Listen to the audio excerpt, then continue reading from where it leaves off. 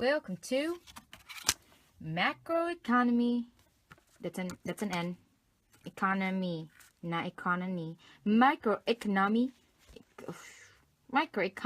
for dummies. Featuring the 2008 crisis. We're about to venture in one of the most epic fail the United States of America has ever dove into. So, what really caused the financial crisis of 2008? The Titanic. JK, Mr. Smith, don't lower my grades. I was kidding. So, back to the real reason why. Excuse that. What really caused the financial crisis of 2008? Well, I'm gonna believe it, but it all actually started back in the day. 2001, when the Iraq attacked the Twin Towers back in 9/11. In the reaction of the attack, the United States declared war on Iraq.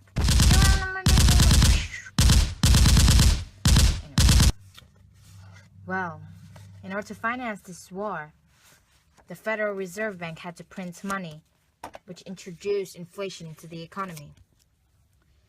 With that, the economy needed to stay stable. Therefore, the Federal Reserve Bank lowered the interest rate to only 1%. Stop marker. Anyways, 1%. Well, with very low interest rates, banks were able to borrow from the Federal Bank, creating cheap loans, and banks were able to let home buyers and investors borrow from them for very, very low interest rates too. Why very low interest rates? Because the bank was cashing. This money graph shows how the interest rates were at its low while the quantity of money were in abundance. Well, with the interest rates on the low and the quantity of money on the high, the banks were able to create cheap credits. Cheap credits attracted home buyers. These home buyers were not able to afford mortgages. Banks would then sell their bundles of mortgages to investors, thus creating a formula that looks like this. When home buyers pay for their mortgage, all their mortgage money goes to that one investor that bought the bundles of mortgages from the bank. See? Not only do they own one mortgage, but they own thousands more mortgages. Seems successful, right? Well, psych! Now the real problem shows itself. Because of the success, investors wanted to look for more mortgages to buy. So the banks looked for more loaners to loan. Well, the first people the bank gave their loans to were the prime mortgage loaners.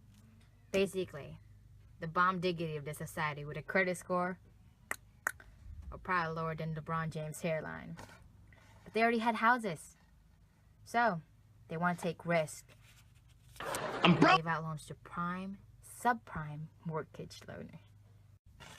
Everyone was now drowning in debts. The real question was, who is paying the banks? No one.